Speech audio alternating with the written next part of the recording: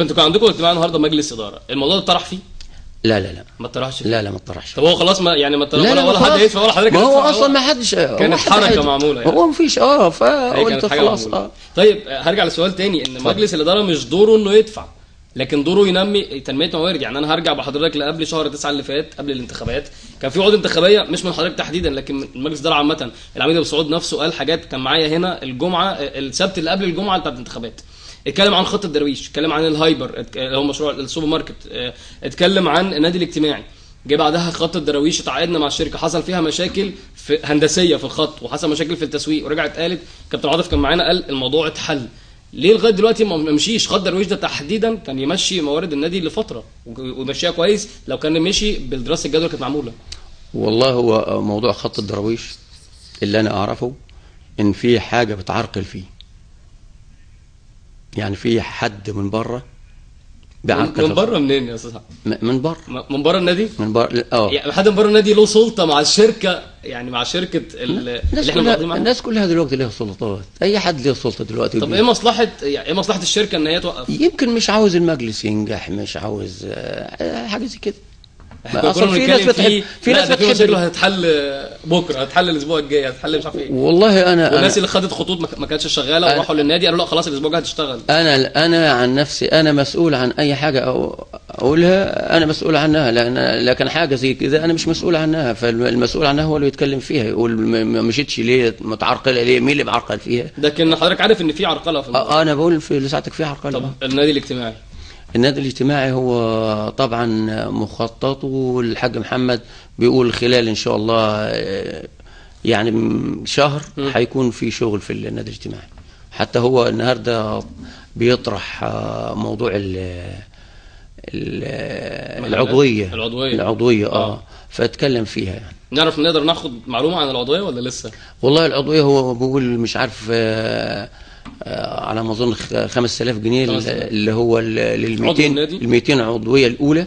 200 عضوية الأولى. وبعدين مش عارف 10000 اللي بعدها، وكل بهم بتزيد شوية. لكن ما فيش مميزات لأعضاء النادي الحاليين؟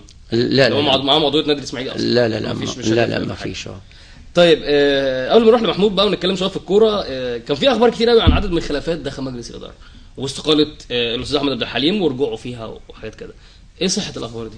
والله الاستاذ احمد عبد الحليم راجل محترم، ويعني انسان كويس وبيحب يلم الناس. وانا عرضت عليه حتى يعني يقول للحاج محمد ابو السعود عايز اجيبهم عندي في البيت كلنا ونقرا الفاتحه ونحط ايدينا في بعض ونصفي لو في خلاف، ده لو في حاجه جوه ده جوه. فمش عارف، ما ردش علي، لان المفروض يكون الجمعه اللي فاتت غير اللي فاتت عندي، فما قالش لي حاجه خالص. فقلت يبقى هم مش راضيين. بس كلهم اتكلمت عن كل انا على كله. ما انا ما ينفعش اصالح واحد واسيب واحد، احنا كلنا مع بعض ايد واحده، المفروض نكون ايد واحده. فطبعا ما ردش علي، فحتى هو قال على الهوا للكابتن مدحت اعزمهم على شاي وخلينا نصالح. فاحدى الخلافات خلافات بسيطه جدا وما تذكرش، ولكن كل واحد بيشيل من الثاني. بس حضرتك معايا ان في ناس في اسماعيليه وظهرت في اكتر من مره عاوزين المجلس ده ما ينجحش، عاوزين يدخلوا يبوظوا اي حاجه، كل مبادره تحصل نطلع عليها كلام، يطلع عليها اشاعات، زي الاشاعات اللي بتطلع في اوقات حرجه واوقات غريبه. مش احنا كده بنديهم فرصه لما يكون في خلافات بين المجلس؟ ده شيء طبيعي، بس انا بناشدهم، بقول اصبروا يا جماعه على المجلس، وان شاء الله هتتحل، يعني خلال شهر ونص، شهرين بالكثير، وان شاء الله هتتحل. طيب شويه نتكلم في الكوره بقى، ونتكلم مع نجم النادي الاسماعيلي الصاعد محمود. كلمني عن المركز اللي بتحب تلعب فيه. ديفندر هجوم. طب وجودك دلوقتي الفتره دي في الفرقه عشان الفرقه محتاجه؟ ما هو انا بتكلم ان انت مش مركزك باك رايت اصلا. مش باك رايت، لا، بس عشان الفرقه محتاجه. طبعا بلعب باك رايت. طب انت اشتغلت في قطاع ناشئين ورحت المنتخب ورجعت من المنتخب على انت كان اول لعب ليك في الفريق الاول بعد المنتخب، مش كده؟ طبعا. في كام ماتش اللي لعبتهم دول واثبتت وجودك والاسم اتكرر اكتر من مره ما شاء الله بجد، حاسس ان الفرقه عامله ازاي؟ حاسس ان الفرقه محتاجه تدعم ازاي؟ انا السؤال ده اول مره اساله اللعيب من غير ذكر اسماء. الفرقه محتاجه تدعم في مراكز ولا لا؟ وهي المراكز دي؟ لا، في طبعا مساكين طبعا، وفي مراكز كتير يعني محتاجه تدعم من اللعيبه. بس يعني الكابتن صبري طبعا عمل فرقة من مفيش فرقة يعني، وفي ناس جاية من درجة تانية ومكان يعني هو الكابتن صبري عمل اللي عليه. عمل اللي عليه. انت ما كنتش حابب يعني بصرف النظر الاسم اللي جه بعد كابتن صبري، كابتن محمد وهبه طبعا ليه كل الاحترام، هو او اي حد كان هيجي بعد كابتن صبري، بس انتوا والفرقه ما كنتوش حابين ان كابتن صبري يمشي لانه شايفين ان هو عمل اللي عليه؟ طبعا ما كناش حابين لو يمشي. كنتوا مع استمرار الجهاز الفني طبعا. دلوقتي. طيب حاج محمد هجي لك في سؤال صغير وارجع تاني لمحمود بمناسبه ان احنا جبنا سيره الجهاز الفني. كابتن محمد وهبه احنا امتى نقدر نحاسبه؟ ونحاسبه على ايه؟ يعني لو حصل لا قدر الله نتائج مش ظريفه الفتره اللي جايه هنقدر نحاسبه؟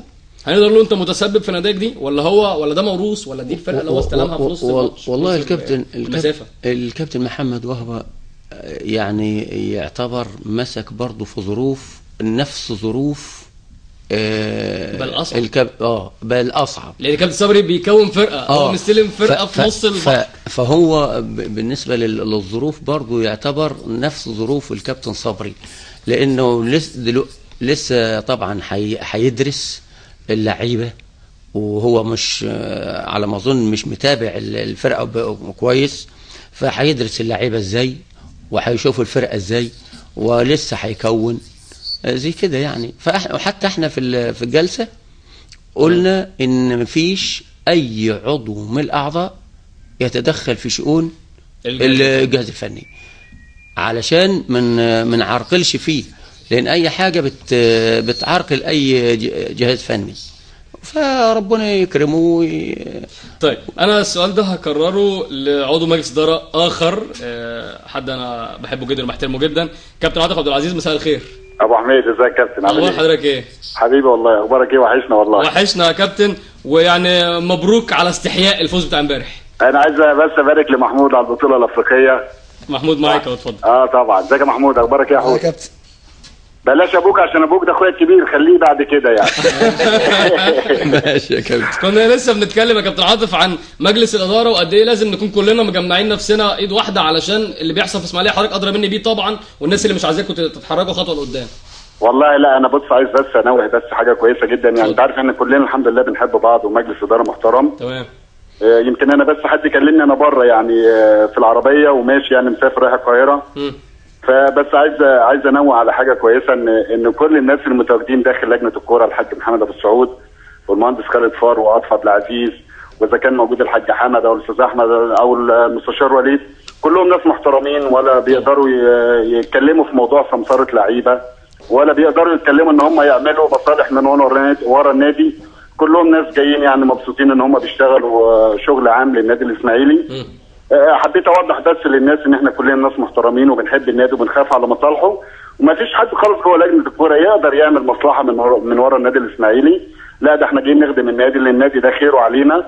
وعمل اسم عاطف عبد العزيز، والحمد لله يمكن حمد وعلاء عاطف وشكري نجيب وايمن البعلي ولاعيبه كتير جدا ومتولي وشريف، يمكن هم دول القوام الرئيسي ان شاء الله الفتره الجايه للنادي الاسماعيلي طبعا. واحنا فعلا داخلين النادي الاسماعيلي، والله ما في اي هدف عندنا غير مصلحه النادي الاسماعيلي، ولا نقدر نعمل مصلحه ورا النادي ولا نقدر نسمسر ورا لعيب، لان كل الرؤيه الواضحه الفتره اللي جايه ان شاء الله ان احنا يبقى استقرار فني واداري داخل النادي. طيب فرصه بقى حضرتك معايا بقى، عشان انا اتكلمت معاك اكتر من مره في موضوع خط الدراويش، كنت لسه بسال الحاج حمد قال لا ان هو حاسس او متوقع او عنده معلومه ان في حد عاوز يوقف الموضوع ده او هو بيقف لسبب ما. لا، هو خط الدراويش يمكن الحاج محمد كان متولي المسؤوليه بتاعته الفتره اللي فاتت، في بعض عوائق ان كانت الشبكه اصلا في الاتصالات في اسماعيليه كانت ضعيفه جدا. الناس جم عملوا شبكه كويسه وركبوا حاجات انتلات وحاجات جوه النادي الاسماعيلي، ويمكن دفعوا حق البرج اللي هم عملوه في النادي الاسماعيلي على ما اعتقد 200,000 جنيه. والفتره الجايه الحاج محمد يعني هو قاعد معاهم حوالي 10 ايام في الاتصالات نفسها، ورتب كل المشاكل اللي كانت موجوده، عشان خاطر كان في خطوط ما بتشتغلش وخطوط ساقطه وخطوط مع ناس ثانيه بتتكلم واحد ثاني غيره مع الخط. ولكن الفتره الجايه دي يمكن ان شاء الله باذن الله تبقى كويسه ويبتدي الخط يرجع ثاني يعني. طيب كابتن عاطف، سؤال اخير كنت لسه بساله بقى للحاج حمد خاص بالفرقه، احنا ازاي او امتى نقدر نحاسب كابتن محمد وهبه لو حصل نتائج مش كويسه؟ لا انا بس بص يا ابو حميد، عايز اوجه الشكر للكابتن صابر والكابتن اشرف والحمام وكل الناس اللي قائمين في الجهاز الفني، ناس اشتغلوا وتعبوا ونتمنى لمحمد وهبه ولمحمد صلاح ولاحمد فكري والسعفان والمجموعه كلهم ولاد النادي. اذا كان الكابتن صابر، اذا كان كابتن محمد وهبه، كلهم ونادي النادي يمكن في رؤيه من مجلس الاداره ان يحصل فيه تغيير الفتره ديت، لان الفتره دي فتره قليله، ويمكن حصل بعض المناوشات والاحاديث في المواقع او في الاعلام، يمكن سالك الحاج محمد كرئيس نادي والناس القائمين على النادي، فابتدوا النهارده يفكروا ان ما ينفعش اسم النادي الاسماعيلي والاحاديث على مجلس اداره النادي الاسماعيلي والمشاكل اللي جوه النادي الاسماعيلي ان هي تتعرض في الاعلام، ولكن كل الحب والتقدير لجهاز الكابتن صبري، فعلا تعب ووقف جنب النادي واشتغل في ظروف صعبه، ونتمنى ان شاء الله باذن الله ان الكابتن صبري ده يبقى في حاجه كبيره غير النادي الاسماعيلي، او يرجع النادي الاسماعيلي تاني، لان هو شخصيه محترمه جدا جدا ويليق باسم النادي الاسماعيلي. وفي كل الاحوال بنتمنى التوفيق طبعا للكابتن محمد وهبه، لان في الاخر اسم النادي الاسماعيلي ووجوده ومركزه في الدوري او في البطوله الافريقيه او كاس مصر اللي داخلين عليه قريب. لا كابتن محمد وهبه ده جنب خاص النهارده، ان هو كان جاي له شغله بره واعتذر عنه، وجي النهارده قبل في الظروف الصعبه اللي بيمر بيها النادي ان هو يتحمل مسؤوليه النادي الاسماعيلي. لا دي حاجه ما نقدرش نتكلم فيها، ده تقدير حاجه ثانيه يعني. تمام. كابتن فضل عاطف عبد العزيز، بشكرك وشكرا للتوضيح وشكرا لمداخلتك. ما بقاش معانا حاج محمد، ليك تعليق على حاجه؟ لا والله انا يعني تعليقي ان ربنا يكرمنا ان شاء الله في الفتره الجايه. تمام. وربنا كده يمشيها على خير يا رب. هنرجع لك يا محمود بعد التقرير ونتكلم عن المنتخب الوطني للشباب وانضمامك ليه، بس احنا معانا تقرير او لقاء عمله زميلنا هشام ابراهيم مع القيصر حسني عبد ربه لما وصل بالسلامه لبيته هنا في اسماعيليه. خلينا نشوف التقرير ده ورجعوا لنا تاني في الدراويش.